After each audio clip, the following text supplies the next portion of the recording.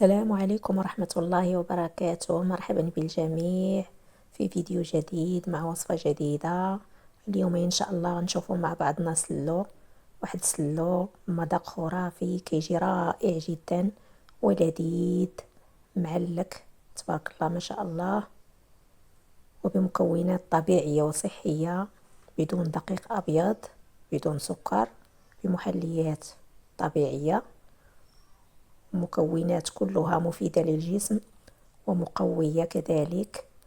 هاد السلو كيعطينا الطاقة. شوفوا تبارك الله كيف كيجي معلك ومقرمش في نفس الوقت، تيعطينا طاقة وقوة جسمانية.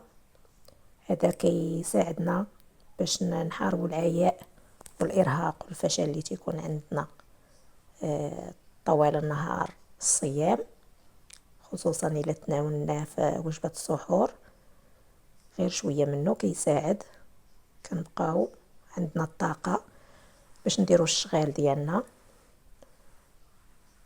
كاملة. لمعرفة المقادير والطريقة تبعوا معايا الفيديو إلى الأخير. إذن الآن غنشوفوا مع بعضنا المقادير. عندي هنايا زريعة الكتان مطحونة، درتها في الفرن غير سخنات غير شوية وحيدتها. هذا حبة حلاوة والنافع مطحونين ومغربلين. عندي اللوز حمصته قليلا في الفرن، قليلا غير في ديك السخونه اللي كتبقى من ورا الطياب ديال الخبز، وطحنته غير مهرمش. بالنسبه للزنجلان هذا باش نضيفه محمر كذلك. وعندي هنايا زريعه القرعه حمصتها قليلا وطحنتها جيدا. نتوما كتعرفوا المنافع ديال زريعه القرعه. وحنا باش نغنيو هاد السلو ديالنا نديرو فيه الاشياء المفيده. اذا هنا عندي الزنجلان محمر ومطحون، والاخر خليته هكذاك حبوب محمر غادي نضيفه من اجل القرمشه، وهذا مطحون باش يعطينا البنه في الصوف ديالنا يجي بنين. عندي هنا كاوكاو بلدي حمرته في الفرن على 150 درجه، شعلت الفوق والتحت وخليته تحمر جيدا. كنبقى نحرك فيه، ضروري يتحمر على المهل باش يجي محمر مزيان من الداخل. عوض الناس اللي كيقليو في الزيوت بهذه الطريقه تيبقى محافظ على ديك القرمشه ديالو، واخا يبقى الصفوف مده طويله ما كيوليش رطب وما كيبقاش مقرمش، بالعكس تيبقى مقرمش مده طويله غير كنهرمشو. هنايا عندي اللوز وكاوكاو طحنتهم جيدا حتى تلقوا الزيت ديالهم باش يساعدوني في التخليط ديال الصوف ديالنا باش ما نحتاجش الدهون بكثره. عندي هنا القرفه بلديه مطحونه، لدي ايضا المسكه الحره طحناها مع دقه مع شويه الملح، وايضا شويه الكوزه ضروري. بالنسبه للقطه ديال الايلان ما تسجلاتش ليا، وضفت اضافات شويه الحلبه مطحونه وشويه الزعتر مطحون.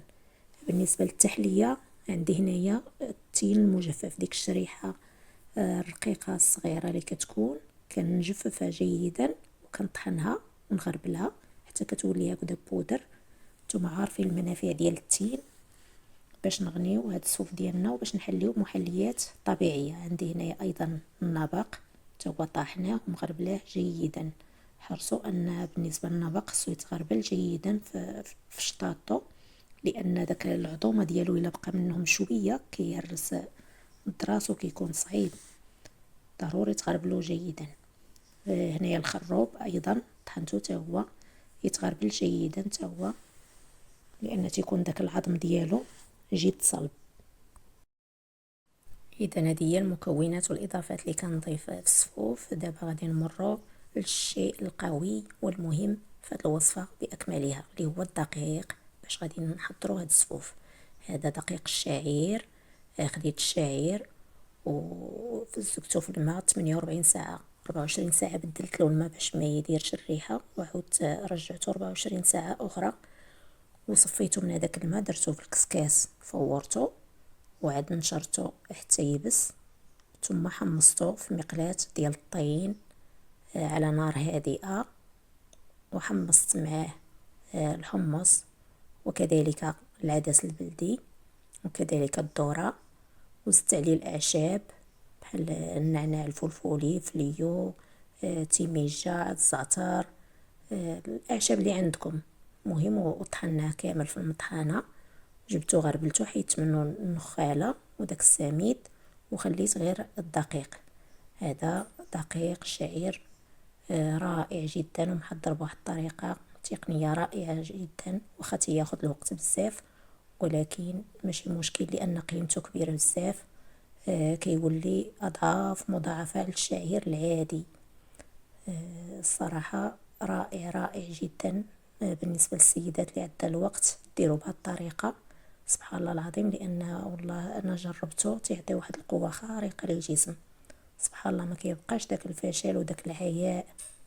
مقوي جدا للجسم. أكل ودواء كيف ما كنقولوا دائما في المطبخ الصحي، تنحرصوا على أن الوجبات تكون عندها قيمة غذائية عالية، باش تكون ماشي غير أكل فقط، تكون دواء في نفس الوقت.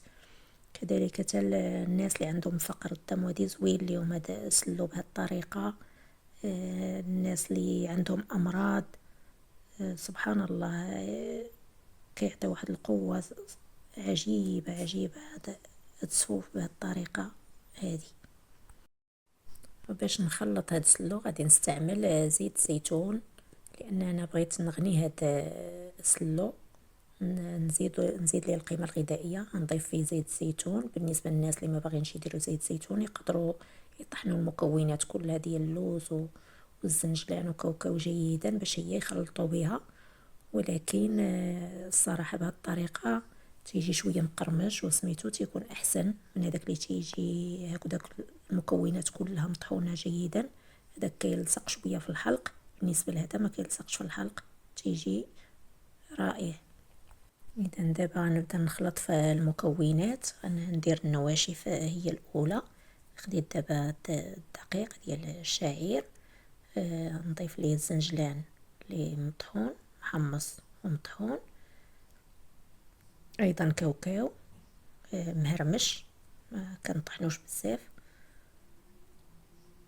كنضيف ايضا اللوز حتى هو فقط مهرمش، باش تبقى لنا ديك القرمشه في الصفوف ديالنا. عندي زرير الكتان، درتها بكميه وفيره لان تتعرفوا الاهميه ديالها.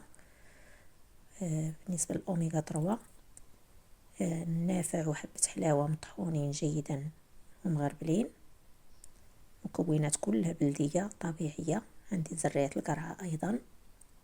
ممكن تضيفوا اي حاجه في هاد الصفوف، لان الاساس ديالو هو داك الدقيق ديال الشعير المحضر بهذه الطريقه اللي فسرت لكم، اللي شرحت لكم. هنايا غنضيفوا الخروب. يعني هاد تناخذوا داك الدقيق، اي حاجه عندنا في البيت ممكن نضيفوها. غادي نضيف شويه من هذيك الشريحه التين المجفف بودر، وديك الساعه ملي غنخلط غادي نشوف المذاق، و الا جاني ناقص في الحلاوه غادي نزيد. ضفت ايضا النبق، ضفت ايضا المسكه الحره والقرفه والكوزه وإيلان، شويه الحلبه وشويه الزعتر. ممكن تضيفوا الاشياء اللي بغيتو، الزنجلان حبوب محمص. المهم هاد القصريه جاتني صغيره، غادي ندير واحد الانيه اخرى اللي هي اكبر، هي فاش غادي نخلط. غادي نمزج هاد العناصر كلها جافة، وعاد غادي نزيد كاوكاو واللوز اللي مطحونين، ونخلط كل شيء، وندير زيت الزيتون ونكمل به، ونذوق ديك الساعة المذاق. بالنسبة للحلاوة الا جاني ناقص ممكن نضيف. اذا بعد ما خلطت السلو ديالي تنحاول نعركو جيدا باش هذيك العناصر كلها والمكونات تمتزج بيناتها. شوفوا تبارك الله ما شاء الله كيف كيجي رائع جدا. غادي نخليه يبات ليله كامله، عاد في الصباح نعاود تاني نعركو وعاد نجمعو باش يطلق هذيك المكونات ديالو. شوفوا تبارك الله ما شاء الله رائع جدا. وهذه هي النتيجه النهائيه ديال السلو ديالنا اللي تيجي رائع جدا. شاركت معكم الطريقه بادق التفاصيل. تبعوا هذه المراحل وان شاء الله غادي يصدق معكم. الصراحة راه رائع رائع، كلمة رائع قليلة في حقه. حاولوا تحضروه بهذه الطريقة باش يكون أكل ودواء كيف كنقولوا دائما. شوفوا تبارك الله ما شاء الله. كنتمنى الفيديو ينال إعجابكم واستحسانكم، وإلى فيديو آخر إن شاء الله.